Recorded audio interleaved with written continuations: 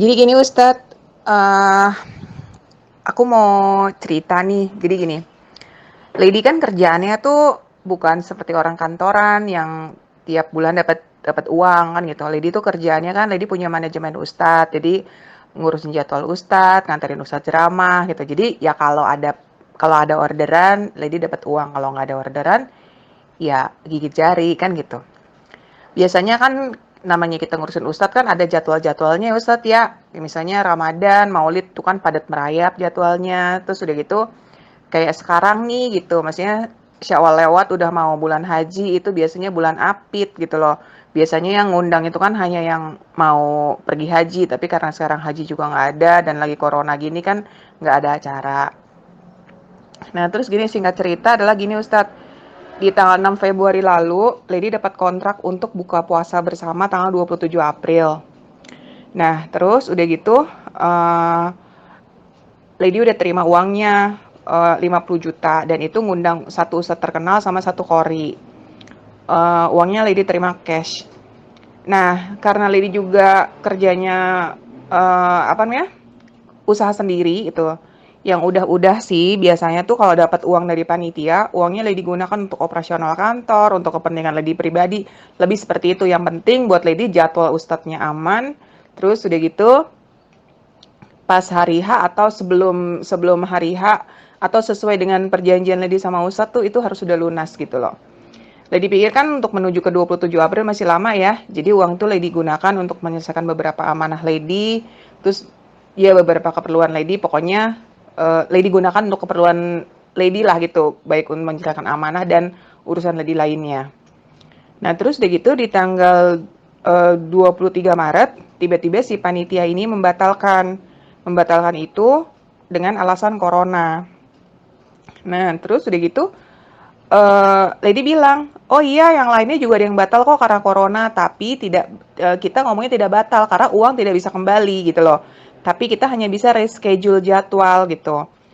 Nah, yang jadwal lain yang Lady dapetin itu semua reschedule tanpa batas waktu pastinya itu karena Lady juga nggak mau ngerugin panitia, DP sudah masuk atau misalnya pembayaran sudah Lady terima, yang penting nanti deh gitu kalau kondusif ngadain acara sok silahkan gitu, maksudnya yang penting jadwal tetap aman gitu, tetap Lady amankan gitu loh.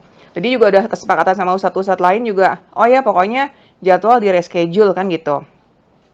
Nah tapi untuk satu panitia ini dia tidak mau gitu loh, dia nggak mau pokoknya duit 50 juta itu harus kembali gitu.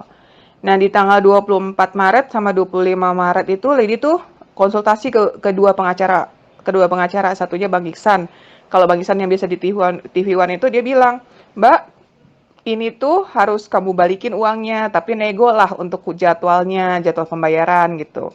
Nah, satu lagi pengacara Bang Fajar bilang, kata Bang Fajar, ya nggak usah balikin lah, orang ini tuh kan corona gitu, jadi ya nggak mungkin lah mesti dibalikin kan yang ngomongnya gitu.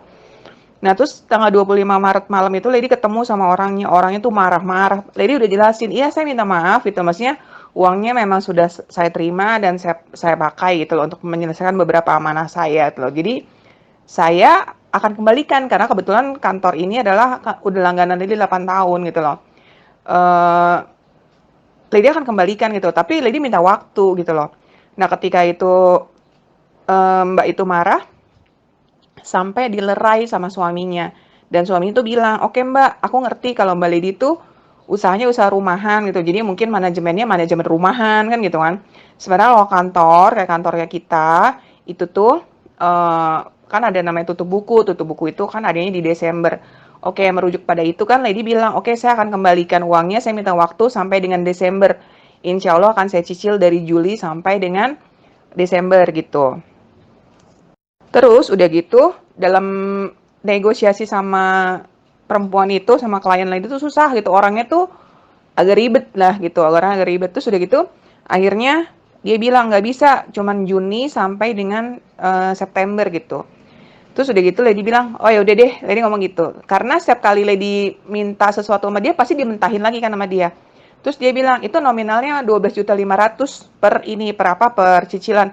Lady bilang, saya nggak bisa segitu kak, gitu kan. Ya terus bisanya berapa? Terus Lady bilang, untuk yang pertama 25 Juni insya Allah 7,5 juta. Terus Juli 7,5 juta, baru yang setelahnya tuh agak besar gitu. Sampai pokoknya September lunas gitu. Itu dia nggak mau gitu. Terus dia bilang, pokoknya harus sesuai dengan yang itu. Terus ditandatanganin kan gitu.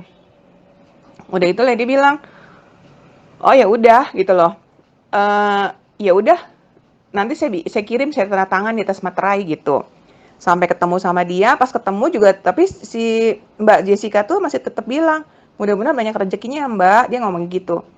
Itu kalau ngomong bingung Ustadz, karena selain itu kan amanahku juga banyak ya, masih punya banyak amanah gitu. Terus dari itu di Ramadan yang awalnya aku berpikir bahwa itu bakal dapat uang besar, tapi ternyata kan karena corona nggak bisa. Bahkan sampai yang sedihnya adalah aku makan aja sampai nggak bisa karena nggak berpenghasilan sama sekali gitu sama corona.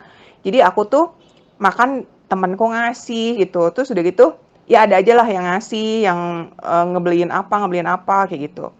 Nah terus selama masa bingung itu, aku selalu inget gitu sama kata-kata Ustadz Randy Reza. Dia selalu bilang, di saat kita gelap itu kita bakal ketemu sama Allah gitu. Terus Ustadz Sony Abiki misalnya bilang bahwa jangan sampai terjebak sama keajaiban. Terus udah gitu, setiap kali ngelihat video di YouTube-nya Ustadz Muklis Marsal, aku tuh selalu suka mikir gitu, orang-orang ini enak banget sih cuman salawatan aja tapi dapat duit gede-gede itu, yang utangnya pada lunas itu. Gue kapan ya gitu. Nah, terus udah gitu, sementara tuh aku tuh merasanya sudah maksimal gitu loh. Maksudnya 5.000, 10.000, 5.000, 10.000, 15.000 dan pada akhirnya bisa nyampe 25.000 gitu loh. Tapi memang untuk istiqomah tuh kayaknya agak susah ya, tapi alhamdulillah banget deh semua dijalanin deh. Terus akhirnya aku juga ngikutin amalannya Ustadz Nasrullah, aku juga ngejalanin amalan istighfarnya Ustadz Arif Lubis, aku juga ngejalanin sholawatnya Ustadz Muklis Marsal, terus aku juga ngejalanin amalan Yusuf Mansur, semua dijalanin tiap hari itu banyak banget itu yang mesti aku kerjain. Dan aku sampai bilang sama temen aku, gue tuh mabok amalan tau gak sih gitu, mabok banget mabok amalan itu. Dan itu, tapi alhamdulillah juga Ustadz, sesusah-susahnya hidup aku, setiap hari tuh aku masih bisa sedekah Ustadz, sedekah subuh itu 10.000 atau 5.000. Ya nggak tahu, kayaknya ada aja gitu buat sedekah. Dan kalau aku nggak sedekah tuh berasa hidupnya ada yang kurang gitu. Walaupun aku nggak bisa makan, mungkin aku nggak bisa beli gitu. Walaupun dikasih sama temen, tapi sedekah aku pasti harus sedekah gitu. Nah terus udah gitu, sampai dengan 25 Juni kemarin, hari pembayaran, aku nggak bisa bayar kan. Aku datang ke kantornya, Jessica, aku bilang, Mbak, saya cuma punya uang nih 1 juta, maksudnya sebagai itikat baik saya mau kasih gitu.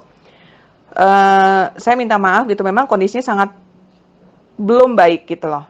Saya nggak bisa kerja sama sekali, maksudnya beneran itu, maksudnya untuk hari-hari aja saya susah gitu loh, gimana saya mesti bayar utang kan gitu kan. Nah terus udah gitu, hari itu dia nelfon ke seseorang, nggak tahu siapa, dia bilang, oke kalau gitu kita akan gunakan pasal terakhir ya. Jadi pasal terakhir itu adalah dia akan mempolisikan aku gitu loh. Terus akhirnya aku bilang sama dia, ya udah kalau memang Kak Jessica mau mempolisikan saya atau mungkin sampai di penjara, saya udah mentok Kak, saya udah ikhlas gitu loh. Ya udah yang terjadi aja gitu. Nah terus udah gitu, itu tuh dia masih marah-marah gitu loh. Sampai akhirnya saya pulang tuh, saya tuh bingung gitu di jalan.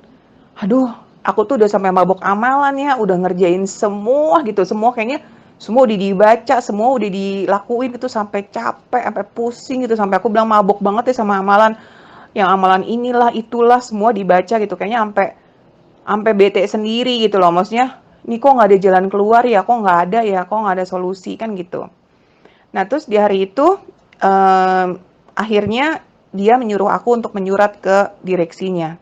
Aku di situ dalam surat untuk direksinya aku bilang, Saya minta maaf gitu karena saya belum bisa menyelesaikan, pengembalian uang itu.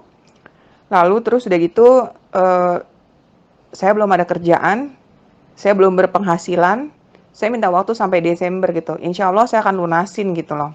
Aku cuma ngomong gitu doang. Nah terus udah gitu, temen aku bilang, eee, "Sedekah lu itu nanti bakal ngebantu lu," gitu. Aku bilang, "Tapi gue nggak kebantu kok," kan gitu kan. Terus pas aku ketemu sama temen aku ngebilang, "Semua amalan lo, semua sholawat lo tuh pasti bakal ngebantu lu," gitu loh. Tapi ini gue nggak kebantu, kan gitu kan. Gue masih burem gitu, masih gelap gitu kan. Aku sih cuma ngomong gitu doang, terus udah gitu, ah sudahlah gitu loh. Yang terjadi, terjadilah gitu loh. Terus aku sampai udah titip-titip pesen Ustadz ke temen aku, nih ya kalau sampai gue di penjara, ini begini kerjaan gue ini begini itu sampai kayak gitu Ustadz. Maksudnya sampai yang apa ya? Aku udah mempersiapkan hal yang terburuk gitu loh. Nah terus udah gitu, sudah beberapa hari berlalu, nggak ada kabar nih dari Mbak Jessica-nya.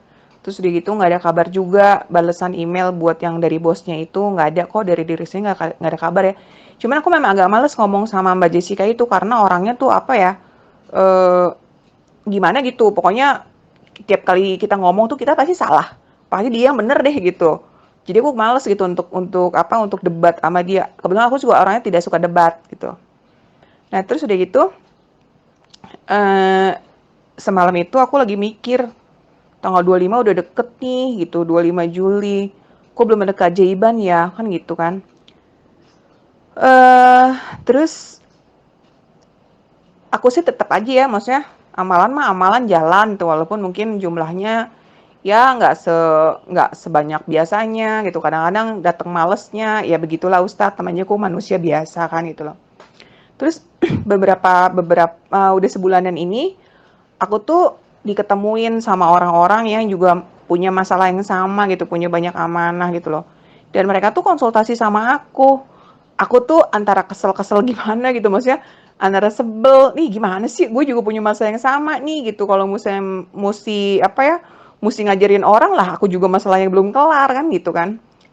Terus aku inget tuh si Ustadz Randy Reza tuh bilang, pokoknya kalau kita jalan kembali ke Allah itu nanti tuh Allah bakal nitipin orang-orang gitu dan bakal mempertemukan orang-orang karena bukain jalan buat kita gitu, terus akan mendapat titipan orang-orang yang mungkin punya masalah yang sama atau bermasalah gitu. Jadi aku pikir ya udah semua orang yang berkonsultasi sama aku ya aku tanggepin aja, oh iya begini begini aku jalanin anu kan begitu kan.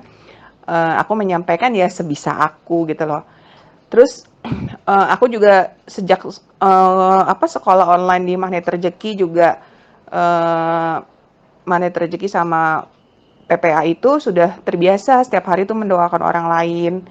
Uh, Terus udah gitu udah ya amalan-amalan yang harus dilakuin lah, misalnya zikir pagi, zikir petang kayak gitu-gitu.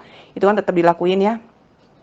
Terus udah gitu hari ini ada kabar gembira dan kabar itu luar biasa. Aku juga nggak tahu. Jadi kemarin tuh aku sempat bilang Ustadz kan gini ya. Aduh, eh ini udah nggak ngerti lagi corona, udah gue lagi susah kan gitu kan. Maksudnya ini gimana ya kan gitu. Yang kepikiran sih cuma itu terus gitu. Maksudnya ini gimana ya gitu. Terus beneran ya Ustadz kalau aku lihat videonya Ustadz tuh aku suka apa ya ngiri sendiri gitu. Kok orang enak banget sih gitu, keajaibannya gampang. Terus uangnya berkali-kali keisi ATM lah puluhan juta. Aku boro-boro kayak gitu kayak gimana ya gitu. Terus udah gitu udah akhirnya tadi Mbak Jessica-nya tuh nelfon aku, cuman gak keangkat sama aku karena aku lagi keluar. Terus aku telepon balik dan Mbak Jessica-nya bilang, Mbak, kita sudah dapat jawaban nih dari bos kita menanggapi surat yang Mbak kirim gitu. Jawabannya adalah 50 juta itu dianggap lunas. Ya ampun Ustadz, tau gak sih aku bingung mau ngomong apa ya maksudnya. Ya Allah, alhamdulillah, bener-bener alhamdulillah, aku nangis tau gak sih tadi itu. Ya ampun nggak nyangka banget. Jadi bener juga ya gitu loh, maksudnya bener juga kalau kata Mas Arli Kurnia itu bahwa setiap persoalan hutang itu kita nggak bisa pakai cara yang sama untuk semua masalah orang. Karena tiap orang punya masalah yang beda dan jalan keluarnya juga beda gitu. Tapi eh, balik lagi bahwa eh, kalau mengutip bahasanya Ustadz Yusuf Mansur, sedekah mau ikhlas nggak ikhlas pasti akan ada balasannya gitu loh, maksudnya. Dan eh, ingat juga kata-katanya Ustadz Muklis Marsal kan juga bilang bahwa tidak ada doa yang nggak akan dikabulin gitu kalau dengan sholawat gitu. Jadi apa ya, aku hari ini baru sadar itu, maksudnya bahwa apa yang kita lakuin gitu, maksudnya mau itu istiqomah atau enggak, atau mungkin apa, kita ngerjainnya juga sampai kapan nih yang kayaknya kita ngarepin banget itu bahwa itu akan dikabulin itu, maksudnya itu tuh nggak bisa apa ya, nggak bisa secepat apa yang kita mau gitu loh, tapi pasti ada jawabannya gitu. Ya, dan hari ini aku juga ngerasain, jadi seperti yang teman-teman yang udah Ustadz posting di YouTube-nya Ustadz itu, bahwa uh, ternyata bener ya, dengan semua amalan yang kita lakuin, ya mau istighfar kah, mau itu sholawat kah, mau itu uh, zikir pagi, zikir petang, mau itu apa, ya apapun itulah yang diajarin, mau itu misalnya Ustadz Nasrullah misalnya ngajarin yang zikir pintu Ka'bah gitu, semuanya itu pasti ada hasilnya gitu loh. Jadi cuma kita tunggu aja gitu hasilnya. Dan hasil yang hari ini benar-benar di luar dugaan aku kalau itu dianggap lunas gitu loh, karena di pikiran aku bosnya akan bilang oke, sampai Desember titik gitu loh. Tapi ternyata ya alhamdulillah banget ya Ustadz, itu maksudnya itu dianggap lunas, jadi satu istilahnya satu beban aku itu berkurang gitu loh. hmm, jadi bingung kan mau ngomong apa, tapi nggak, beneran banget deh itu, maksudnya eh aku hari ini lagi ngerasa apa sih, luar biasa banget itu, maksudnya kaget, seneng, sedih, terharu, semua nyampur jadi satu. Ya begitulah usah ceritanya, nggak tahu sih menarik atau enggak, tapi maksudnya aku cuma mau bilang aja bahwa kalau kemarin aku kasih testimoni cuma 500.000 gitu loh, dan ini aku dibebaskan hutang 50 juta gitu loh, dan itu nggak bercanda sih kalau buat aku, karena buat aku saat sekarang emang kondisinya lagi susah banget, aku sama sekali tidak berpenghasilan.